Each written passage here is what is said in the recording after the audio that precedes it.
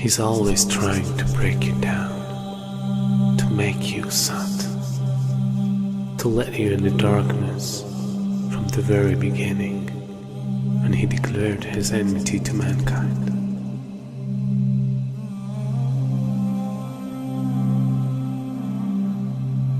And throughout the history, he caused evil and destruction between every nation.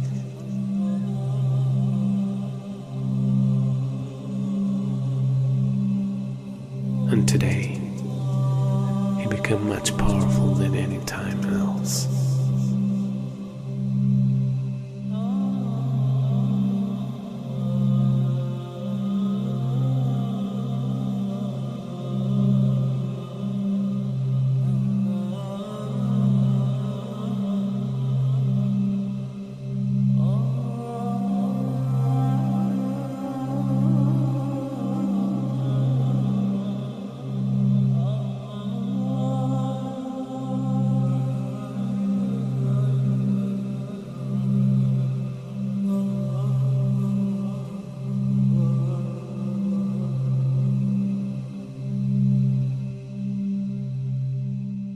A new world order, a world where the rule of law, not the law of the jungle, governs the conduct of nations.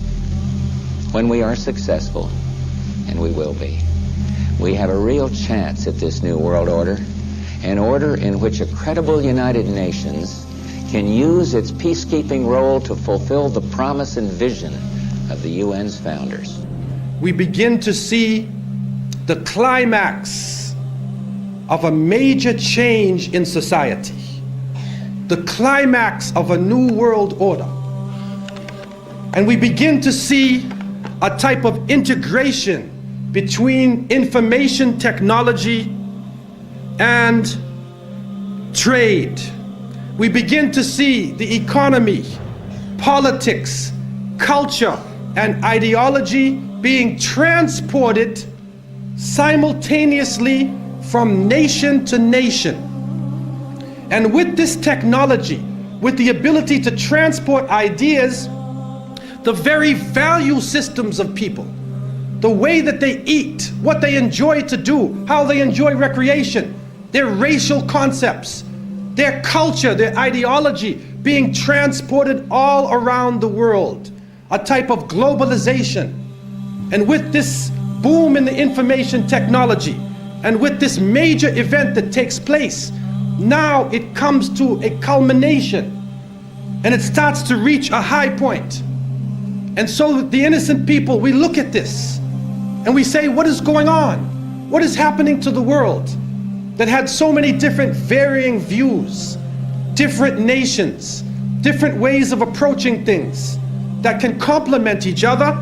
Now we see politics is stripped of real power, that the economy governs all social exchange.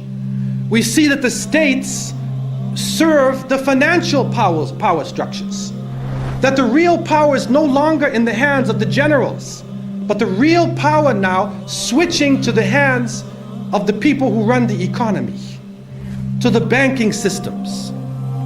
And then we see that politicians play the role of public relations officers, only to control the masses, either by lulling them to sleep or by terrorizing them. And then we see that the masses of the people become helplessly preoccupied. Their lives are now bombarded with a series of cultural events. And these cultural events start to become the most important things in their lives. The World Cup, the Major League Series, the rugby, the cricket, the hockey, the tennis. Whatever the sport may be, we see whole nations coming behind sports. And the national heroes become sporting people. Even in Saudi Arabia, even in our own Muslim countries, the national heroes are now the soccer players. Who kicks the little ball inside of a net? He becomes the hero of the nation when people are dying on the ground.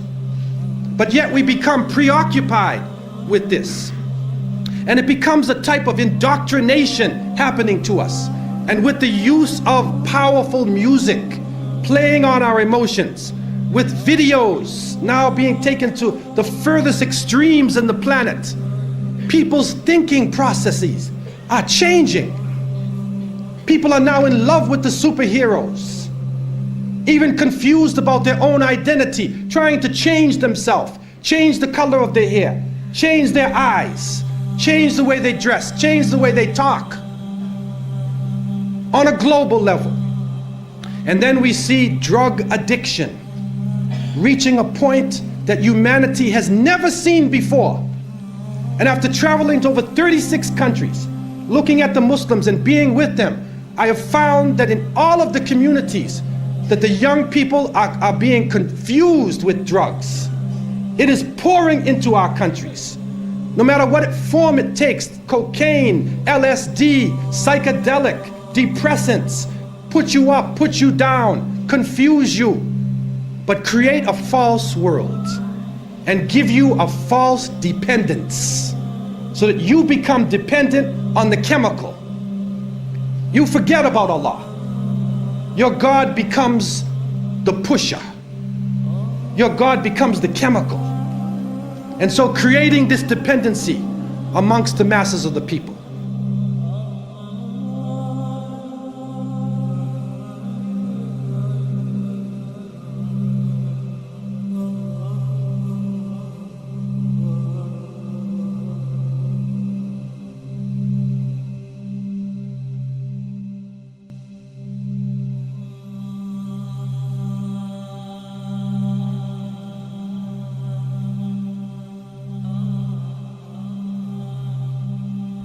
This is a dollar bill, which is the